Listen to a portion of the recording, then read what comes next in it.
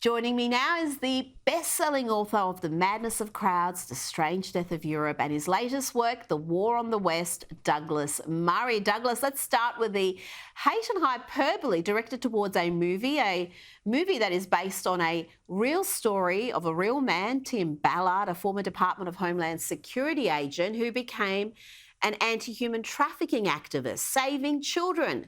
But according to the leftist media, and we're talking here from the New York Times to Rolling Stone, the movie, The Sound of Freedom, is some sort of QAnon adjacent conspiracy.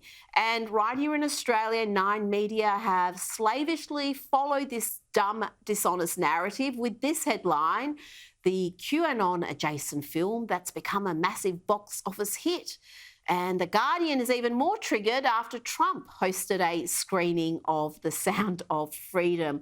I would have thought, Douglas, we could all be against human trafficking. Why is there so much hate and dishonesty about this movie? Yeah, it's one of those things when something just gets caught up in the culture wars that makes absolutely no sense. The film in question, as you say, is not only about a subject which people care about deeply and quite rightly, but don't care about enough, in my view. And so a film like this should be praised for actually bringing attention to such a subject. But it seems that it's what we used to call popular. The Oscars, for instance, routinely now and shortlist for Best Picture films that people haven't even gone to the cinema to see. Films that basically were made by some cinema makers for other cinema makers to watch. And then sometimes something comes out like this, and it hits a really popular nerve.